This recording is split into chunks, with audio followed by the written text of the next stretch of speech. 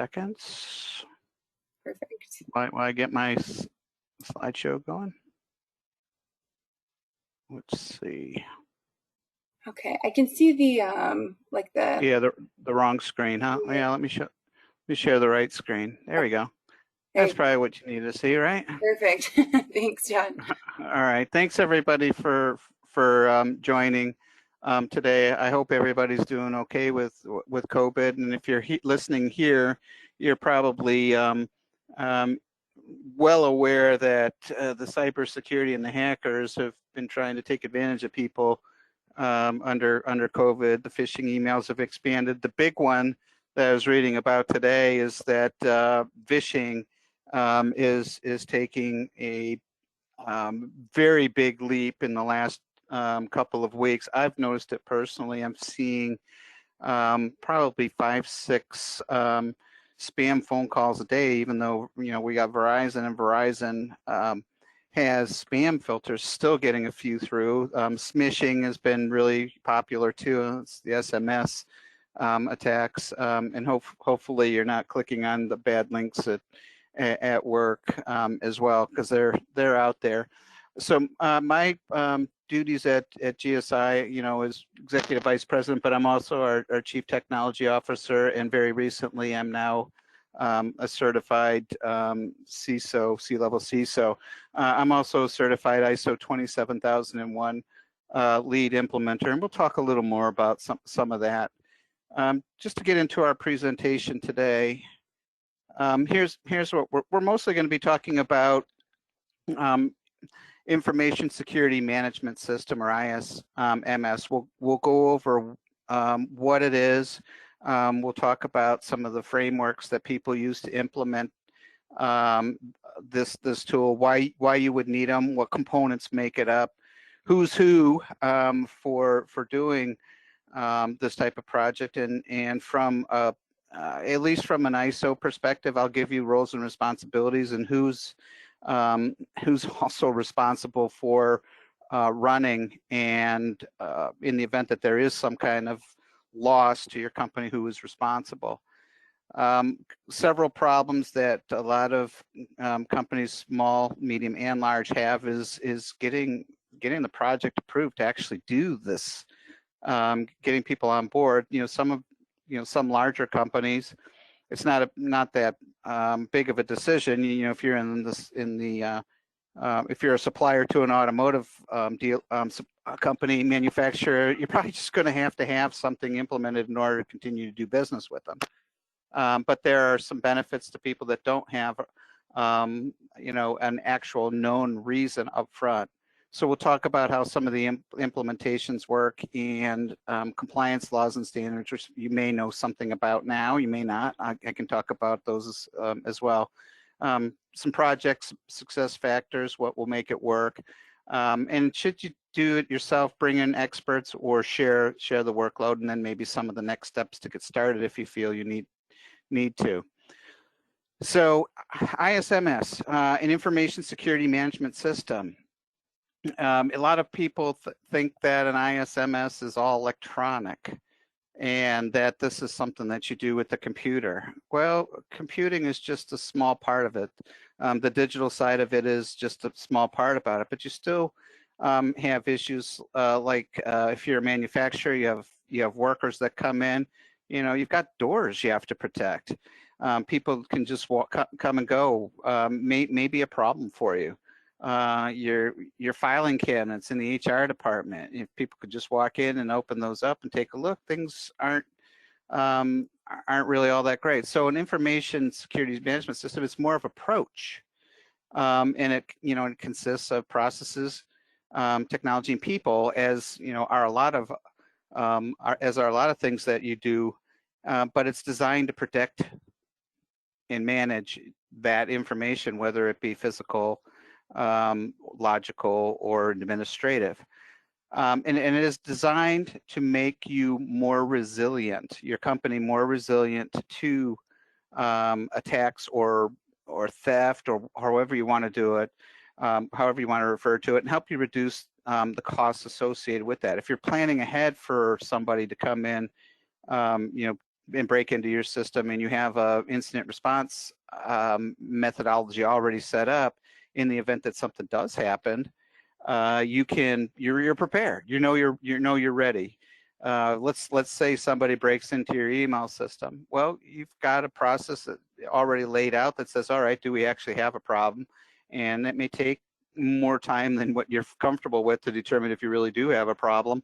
And once you do, you can start mitigating, like, all right, shut off internet access, isolate networks, things like that. And this IMS is there to help you, guide you in creating resilience to that problem.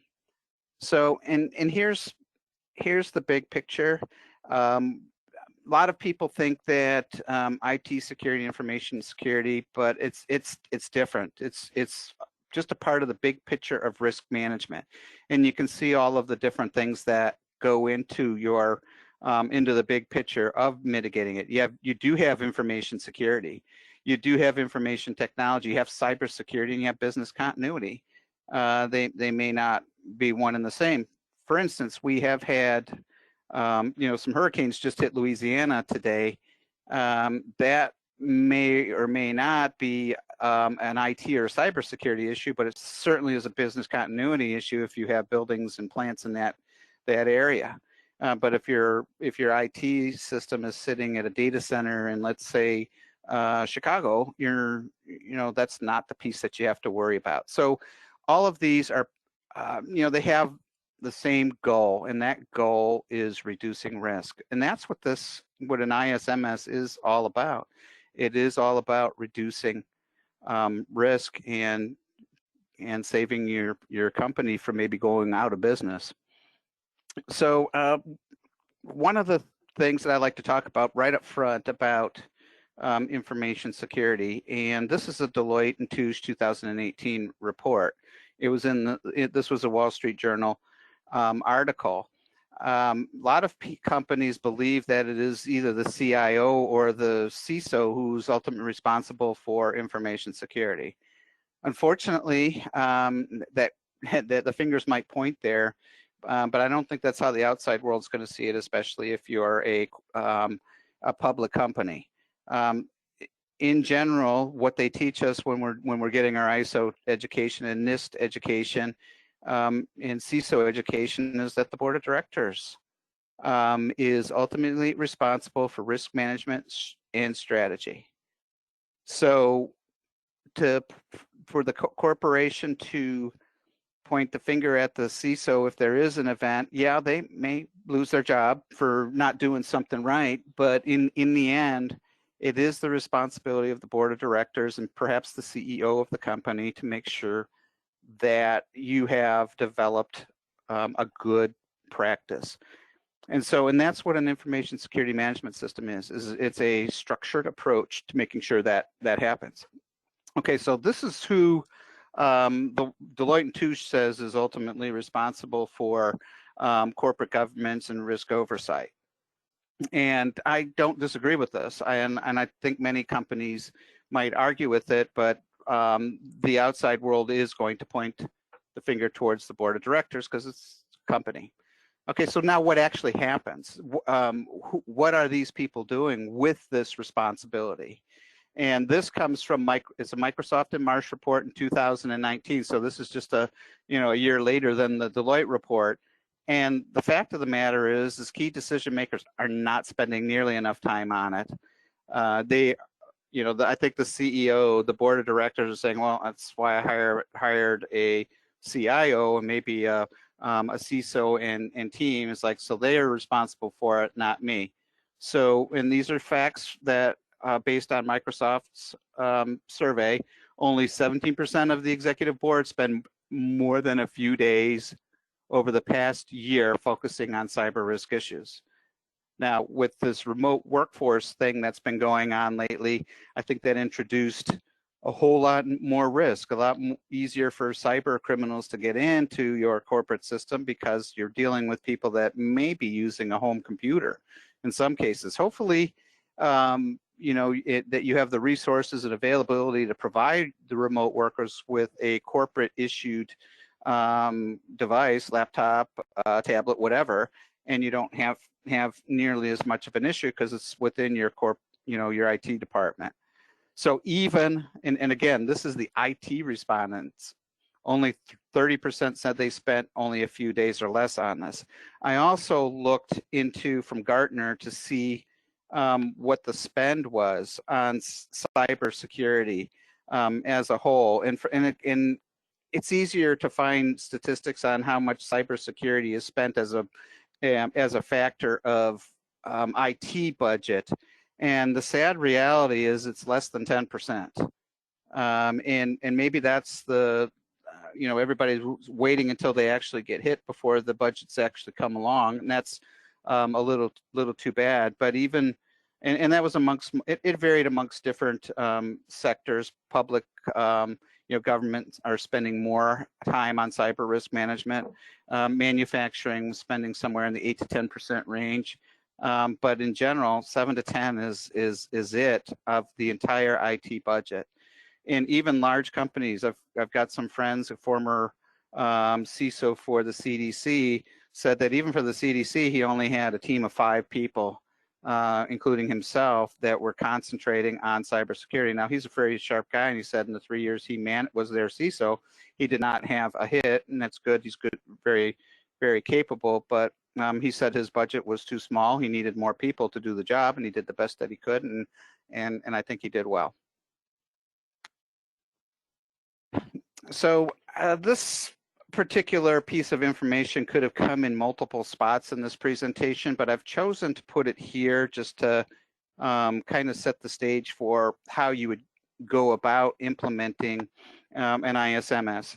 And to do that, most companies follow a certain type of framework, and these are the 2 biggies: ISO 27001 and the NIST cybersecurity, and also known as the frameworks. There are others. These are for, if you're in the United States federal government, you have to use the NIST CSF. If you are outside of the United States in a global manufacturer, you're probably not going to use the NIST CSF. You're probably going to use ISO 27001, particularly if you are already ISO 9000 certified. You've already done half the work. So picking one of these shouldn't be that big of a decision, and some places will choose to do a combination. If you're a smaller company, I think you'll find the NIST framework to be acceptable, but there are other frameworks that might be a little more basic for you, and be a little bit, I guess, less complicated. But regardless, if you're going to implement an ISMS, choose some kind of framework. Don't try to do it yourself. Find some guidelines from people that have been doing it for a long time. Again, it can be hard to pick. If you're ISO 9000 certified, ISO is probably the way to go. These are both very good frameworks. There are pieces of ISO that are better than NIST, and vice versa.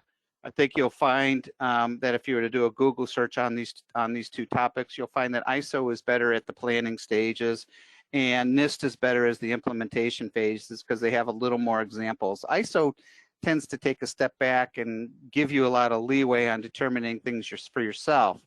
NIST assumes that you're just going to follow their guidelines. Here's how you do it. I do like pieces of both. I think if GSI is probably a little too small to go through an ISO project start to finish, but I think if I were to do that, I would probably do a combination of the 2. Another advantage to ISO is that you can actually be certified as a company, whereas NIST does not currently have that. It may very well in the near future. So if you want a certified, if your company needs to be certified for whatever reason, ISO is the only option you have right now.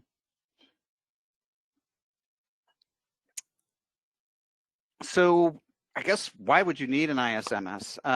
And in general, I will say this, is that a lot of smaller companies may not need a complete ISMS, but they certainly should look into it and do a subset of it, maybe cut out areas that you just don't feel are necessary because you're super small. But medium and large, you really ought to think about it. The idea here is, and I'm just going to read most of these off. Secure your information, increase your resilience to a cyber attack, and basically make sure you're ready for some kind of attack or somebody breaking into a car and stealing a corporate laptop. There's a direct cost to the laptop being stolen, but then there's an indirect cost. There's maybe $1,500 for the laptop itself, but the data on it might be worth millions. You just don't know. Maybe you need to, in developing your ISMS, you need to have a policy that says no laptop is to be stored in the car at any time. Those are the things that you uncover while you're building your ISMS, things that could happen or have happened that you can prevent. Improving the company culture, the example I like to say on that is the manufacturing facility where 500 people walk in at certain time in the morning and leave at a similar time. And if you don't have an ISMS and maybe you have a card check-in where you have to swipe a card to get in, it'll keep people that don't belong in the company out. And anybody who's a visitor can't just walk in. They got to go to the front. It can also, putting this in place can put the thoughts into people's minds that they need to be security conscious. Everybody, not just the people in the front office, but the people in the back office. The next one, protect confidentiality, integrity, and availability of data. That's kind of a, if you're into the cybersecurity, that's something you hear everywhere, both in NIST and ISO, and just about every document you see. And I just kind of think of it as like going to the bank. When you go to the bank, you want to make sure that the data is confidential. They wouldn't just give your bank data to anybody that walks in and says, hey, how much money does Joe Smith in? You may have $5,000 in it, you may have $50 in it, you might be negative, who knows? But it's none of anybody's business but your own. And so that's the example of confidentiality. And then the integrity is that, the bank is actually keeping accurate track. You deposited $1,000 into it, but you go in and there's only $800. What happened to that? Well, that's what you can think of as integrity. Is the data available? Is that accurate, and is the bank properly tracking? And then, of course, availability of data. You're going into the bank, you want to take out $50. You want to know that when you walk in, it is available. But that's something that is true not just amongst the bank, but most businesses in all of the things that you own in your assets. It can offer, an ISMS can offer organization-wide protection, assuming that's what you've chosen. A very large company may choose just one country. Might say, okay, we're not going to be worried about Europe for now. We're going to start with the United States, or we might just start with the HR and procurement departments. And those are the type of things. Another good example is to ensure that the cybersecurity insurance will cover you. And this one's kind of a biggie. Most people need to understand is just because you pay for cybersecurity doesn't mean they'll pay. And I hope everybody understands that. If you don't, we'll just take a minute here to explain that. Let's say you're a business and you implement no antivirus, no firewalls, just put your PCs out there and somebody breaks in and you get a ransomware attack. All right, you say, okay, no big deal. I've got cybersecurity insurance. They'll cover me. It's not a big deal. Guess what? You're going to find that your policy excluded you because you did not put some basic protections in place. The cybersecurity insurance company is going to assume that you have a modern antivirus in place and that you have firewalls and that you are doing something to protect yourself. And an ISMS if you're doing ISO, let's say, ISO, you're going to get an audit report. You're going to have a yearly checkup, and then every 3 years you get a full recertification. You can submit that audit to your cyber security insurance company as proof that you're doing what you're supposed to be doing. And then in the event of a breach, you can say, hey, look, our team did the best we could. These hackers were just really good and they broke in. So that's a little one you need to think about. And this one also is a biggie, maybe a requirement of your customers. in a lot of cases, manufacturing, that is the case, especially like automotive. If you need to prove to them that you are being secure and working with them. Now, this can also be a boost for you. If you get your ISMS all set up and running, it can be a sales tool for you, a marketing tool. If a potential client comes and is looking at you versus another client that doesn't have one, it might be your it might be the key to lean somebody towards choosing you over your competitor. It's like, look, we're ISO 27001 certified. We have an ISMS, and working with us will be safe. And then one of the last ones, just lower cost of an attack. And I hope that goes without saying. In the end, you're doing risk mitigation, and you need to lower the cost of the attacks that might be happening, but you have to be reasonable as well. For instance, if it costs you $100,000 to mitigate a $5,000 risk, maybe it's just best that you allow for that for that $5,000 risk, but you need to document them and know it. But the idea here is to save you long-term on costs. Oops, wrong way, sorry. So this is the components that traditionally make up an ISMS. And again, it can be, these are just some examples that it could be, your procedures and policies, asset management, physical environmental security, people security, access control. And access control can be a lot of things. Entrance into, could be somewhat entrance into your network. It could be email, a bunch of things. Do you have an incident management system? ServiceNow is a really good tool for managing incidents. There are others out there. There's Remedy, there's Team Support. There's a bunch of different incident managements, but it's always a good idea to have something so that you can reflect back on problems that occur. If somebody's calling in saying every Monday morning at 8 a.m. the network is slow, if you do the reporting and the analytics on it, and you could go out and say, oh, every Monday morning it looks like somebody from Russia is trying to break into our system, assuming you have like a SIM, you've got some tools there. BCP is also big. Hope nobody confuses business continuity with disaster recovery. Disaster recovery generally is an electronic situation, whereas business continuity, I'm sorry, DR could also be like physical as well. My apologies there. But business continuity is to make sure that your business stays up and running, and DR is generally a part of it. Compliance can be a big thing, especially if you're in a regulated business, or if you do business in New York, California, GDPR, then there's a bunch of compliance problems. And then again, secure operations, doing everything you do in a secure and safe way. So these are, generally speaking, the components that make up your ISMS. I haven't talked about the people. I haven't talked about the process yet. So just kind of hold off on that for now. Okay, so there can be generally speaking, there's a lot of people involved with this type of project, both internally and externally, generally speaking.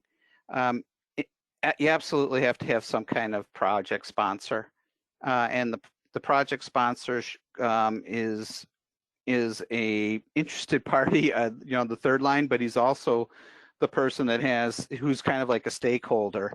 It might be the director of procurement that has said, hey, if we're gonna, we need to make sure that we have an ISMS in order to work with various suppliers, et cetera.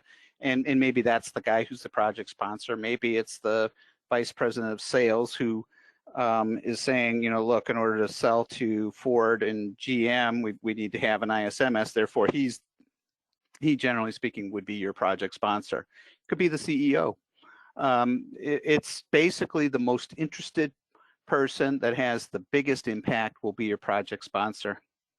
And that person should not be the second level person, and that's the CISO or IT director. That is the person who's going to be running the project. If he's also the project sponsor, generally speaking, it's a CISO-driven project and may not be a well-adopted project. The CISO generally becomes the PM for the project. That's just what we've seen in the industry.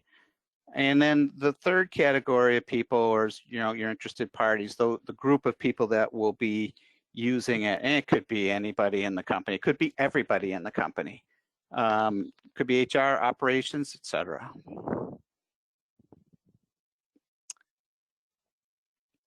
Well, when we started this, we mentioned that it may be a little bit difficult to get your project approved because it's going to require money to implement.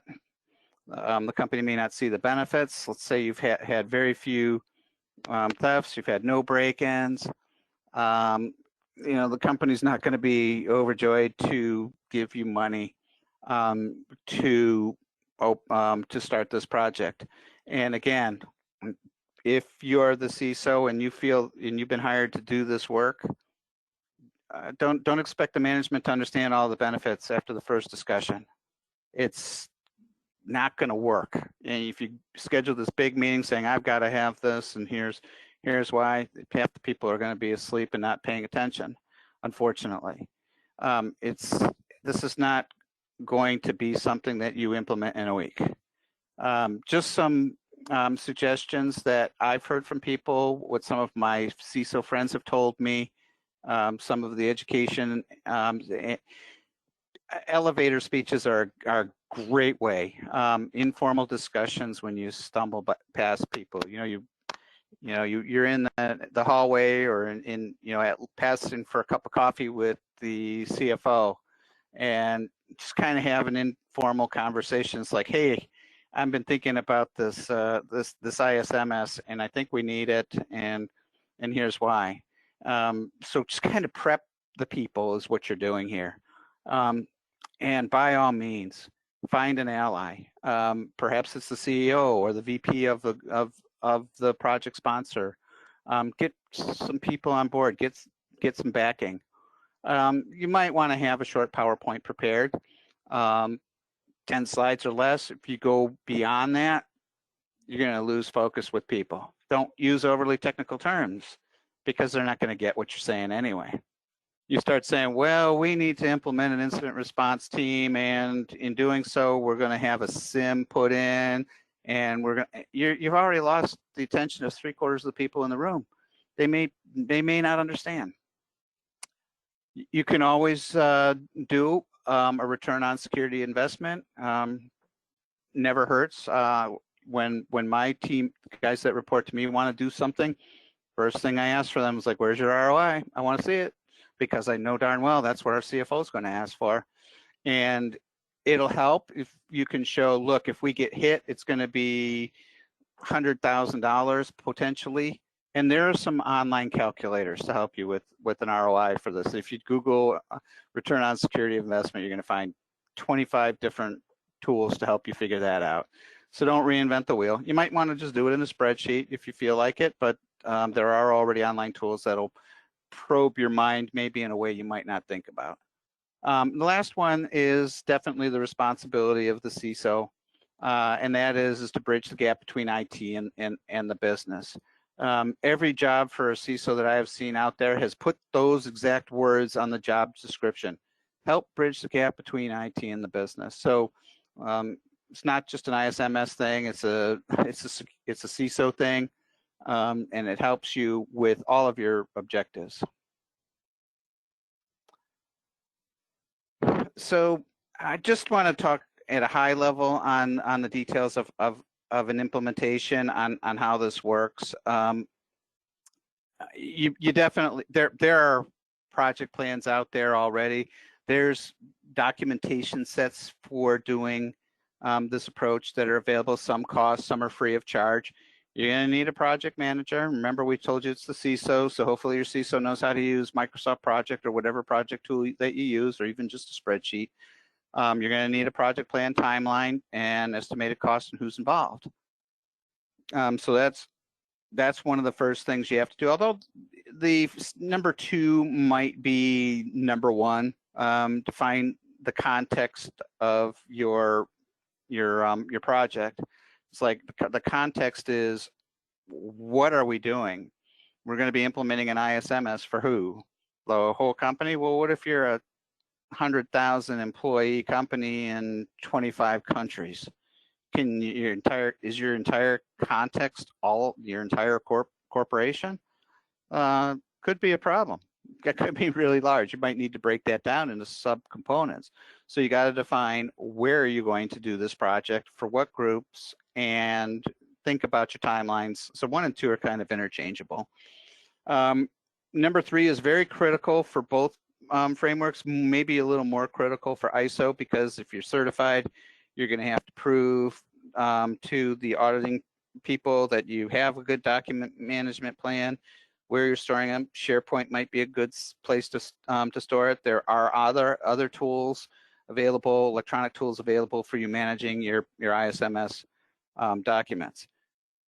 Then you're also going to need to train people. If you don't have an ISMS at all of any kind and you're looking to do one, and you have 1,000 people in your company, this is going to be a big change for some folks. So you're going to have a training plan for all the people involved with using the system. If you have shop floor people that you're now going to be implementing a card access system, you need to show them how to use it and explain to them why. Or if those people have access to the your ERP system, and now you're going to a different two-factor authentication or multi-factor authentication, they need to be educated on it and understand how things and how life is going to change from them and what commitment that they have going forward. So an ISMS is pretty much mostly about risk mitigation and risk management. That's a big part of this entire process. You're going to need to create a risk assessment, and that can be daunting. You need to definitely have your project sponsor work with you to make sure that all interested parties are aware that they're going to have to contribute to the risk assessment. As the CISO, you can help bridge the gap, but you can't know everything. You don't necessarily know what's going on in the HR department. You don't necessarily know what the shop floor is doing, what equipment. You need help from other people to create this risk assessment. GSI, I'm doing this right now with our legal team. So I brought in our legal team. We're going to be working with finance. We're going to be working with IT. And I can't know everything. Our legal team can't know everything. So we've got to get the support of the company.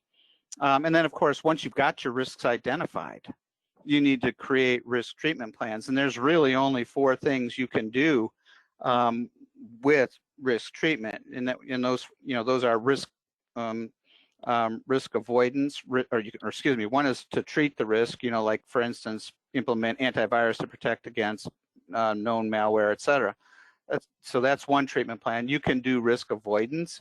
You can do risk transfer. And generally speaking, if you see risk transfer, that means insurance. And you also can just do nothing. All right, you might look at a risk and say, man, it's going to cost us $10 million to treat something that is never going to cost us a lot of money if it happens. So you've got to look at all 4 of those options in doing your risk treatment. Now the number 6 can directly relate to the frameworks, and then is identify what controls apply to your organization. And sample controls would be for sample things that could possibly happen to you. NIST, I believe, has like 114. ISO has like 100. I think it's 114. I can't remember. Controls that they define inside of its framework. And this is a little better. There's a few more to treat certain situations.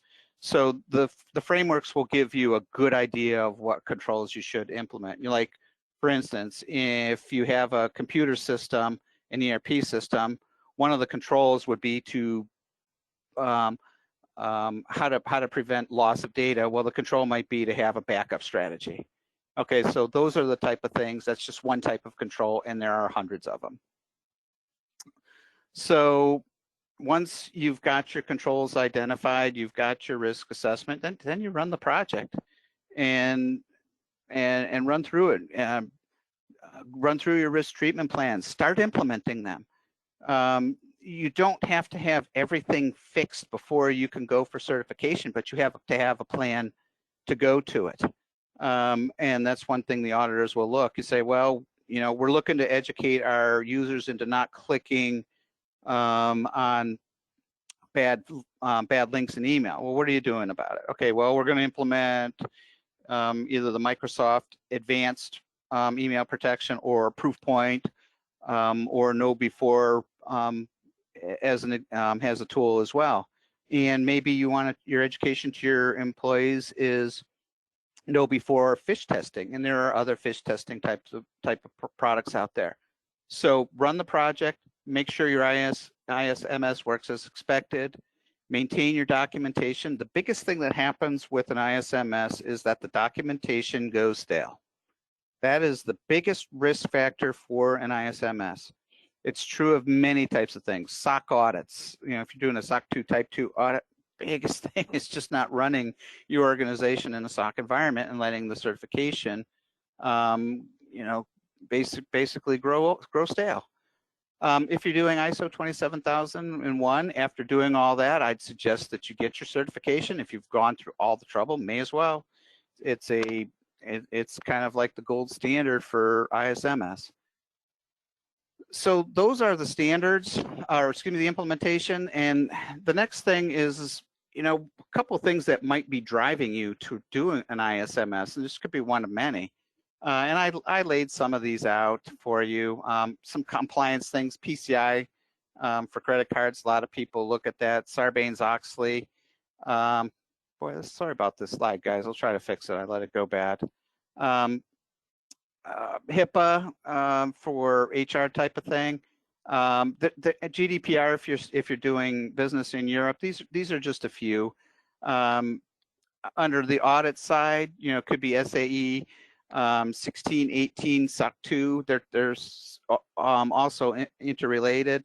You may have you know, a bunch of other requirements, ISO requirements, FISMA if you're in the federal government business, and COSO. So these are just some of the standards that you may need to look into. They may probably affect your business right now. If you're a smaller company, private company, maybe not so many.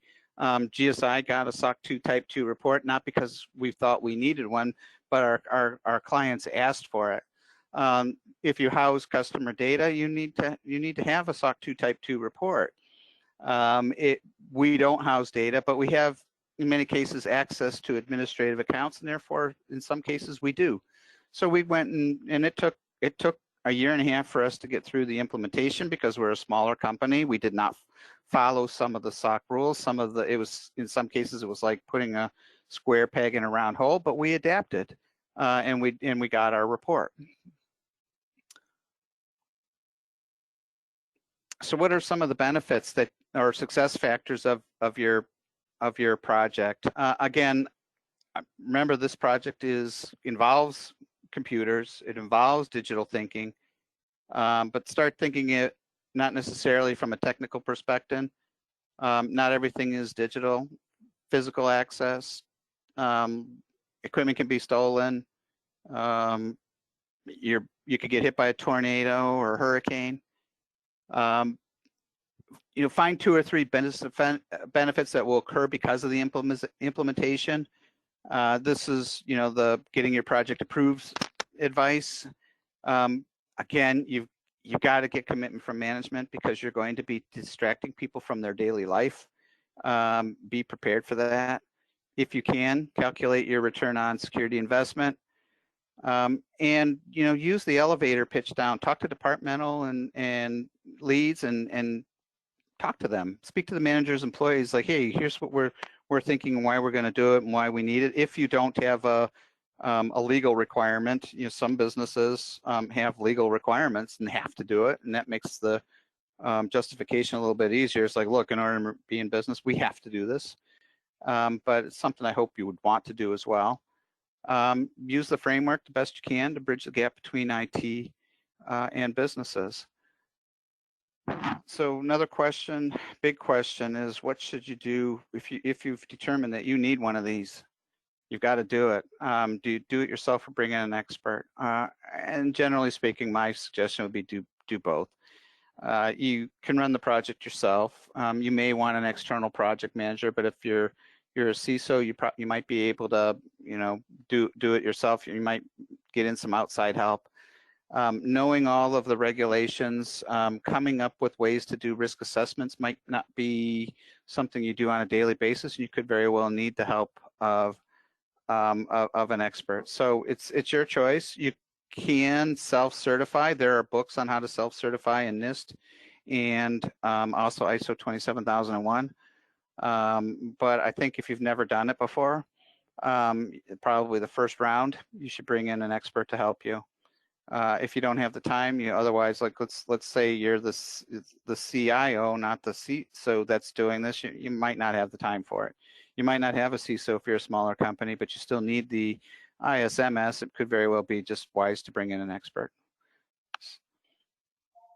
So the next steps, really, it's just very simple. It's like get your project plan in, your return on security investment if you can, meet with project sponsors, interested parties. If you need any outside help, then you might want to go with, sorry about the background noise, folks. I thought I had turned off all of my phones and all that. But meet with the people, meet with the project sponsors, talk to external people, talk to other companies that have implemented an ISMS, find out what hurdles they ran into and how they overcame them. And then you can get started on your project. So hopefully that was a cheat sheet if you're looking and considering an ISMS. Brooke, that's all I have. Awesome. Thank you so much. I'm going to change the presentation back to me, and then let me know when you can see my screen.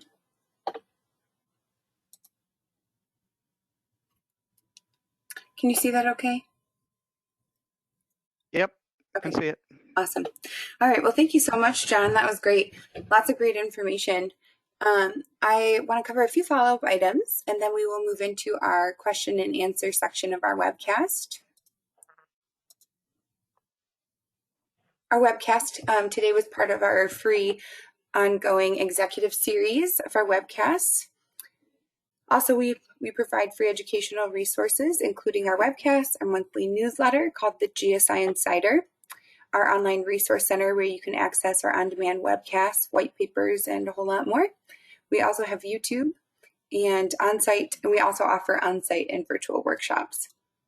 Now, if you would like to sign up for any email reminders, go out to getgsi.com, go to resources and events on the main menu and select JD Edwards or whatever platform pertains to you. And then also coming in September, we will be having a hands-on virtual how to use JD Edwards E1 Orchestrator and also an upgrade workshop. And those will both be hands-on. So they're 3 hours long and you get to actually do hands-on activities. And also we have EPTalk.com, which is a problem-solving forum where you can get your enterprise application questions answered, as well as contribute to others' questions. And be sure to stay connected with us on social media. All of our handles are currently listed on the screen, and you will be able to see our most up-to-date posts on webcasts, events, industry insights, and a whole lot more. All right, so we do have a couple questions here, John. I just would like to remind everyone that if you would still like to submit a question, there still is time, and you can do so using the question panel on your console window. And if you did minimize it, just click the left-facing arrow key. All right, John.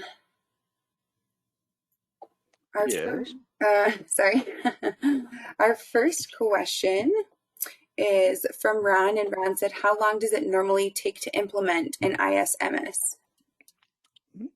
A project implementation does depend on the size of the organization and the context that you determine. Don't expect this to be done in 3 months, though. Even for a small company, you're looking at a minimum of 9 months. But I'd say from a perspective of a larger company with maybe a little deeper pockets, look for a year to 18 months. So get started today, right? is what you're saying. Should have started a year ago. All right, I've got another question here from Mary, and she says, "What is the difference between between penetration testing and a vulnerability scan?" Yeah, it's a great question. A little unrelated to what we're talking about here, but it's still something that's important. I'd say a vulnerability scan is more designed for seeing, looking at common systems, common problems, and making sure you're locked down. Whereas a penetration testing is going to try to break it down. The way I like to see it is, imagine you're in a house, okay, and your house has windows and doors, front door, back door, side door, and windows, etc. A vulnerability scan's gonna, let's say it's 2 o'clock in the morning and everything should be locked up tight. A vulnerability scan's gonna look at your house and say, yep, doors are closed. You know what, you got that one window that's cracked open. You might want to not do that in the middle of the night. Whereas a pen test is going to just say, well, you just throw a big rock through that window and we'll go in that way. All right, the vulnerability is going to say, well, your window is closed, you're good. But throwing the rock through it is opening up a door that maybe, or a way in that you didn't, you didn't otherwise account for. So that's the best way I'd like to describe the difference between vulnerability scans. And you can do external scans and internal scans. An external scan would be like, and there's a lot of monitoring services for that. We'll just say, what does it look like from the outside world? What would a hacker see? And then there's the internal scan where, generally speaking, you're locked down, the outside people can't in there, but you still have holes internally that employees could get at, or if somebody managed to breach your perimeter, they would see once they got in. Okay. Next question. Awesome. Thank you, John. Our next question is from Jim, and Jim said, what would be the first thing that you would do to get started with an ISMS project, assuming that it's approved? Yeah, once it's approved, and but if it's approved, you probably have your context identified. The first thing you're going to do, and even if you're a new CISO to a company, the very first thing you want to do is a risk assessment. Every single project that is the top priority. Start looking at, and you may have an existing risk assessment that you could start with, and that's all more the benefit, but don't assume that risk assessment is still appropriate. Even if it's 6 months later, your business may have changed. So start there. Okay, great. And then I do have one more question. And the question is another one from Jim, and he said, what criteria should I use to pick a framework? And he said, sorry if I missed this. Oh yeah, no problem. Yeah, the frameworks, it can be tough to pick a framework. A smaller, the two common frameworks are ISO 27001 and NIST CSF. If you're a United States government, it's crystal clear. It's got to be, or a government entity, generally speaking, you're going to use the NIST CSF framework. If you're a global manufacturer doing business outside of the United States, ISO tends to be the standard. There are other standards for smaller companies that maybe give you less steps and maybe a little more manageable. So if you're a small company, you may not want to pick either one of those. If you're a large company, it becomes a little easier. If you've implemented ISO 9000, I'd give you a 95% chance that ISO is the right platform for you. If you need to have a certification, ISO is the only one that you can get certified as a company right now. So NIST is also free. ISO you have to pay for. The framework, it's not that expensive, but still, most of the materials in ISO, you'll have a few $1,000s invested in buying their standards. Okay, great. Thank you so much, John. That appears to be the end of our questions for today. Thank you, John, so much for your great presentation, and everybody for your questions. And just as a quick follow-up, we just ask that you complete a short 1-minute survey when you exit. Just helps us to know what we need to tweak in the future or what you liked about the presentation.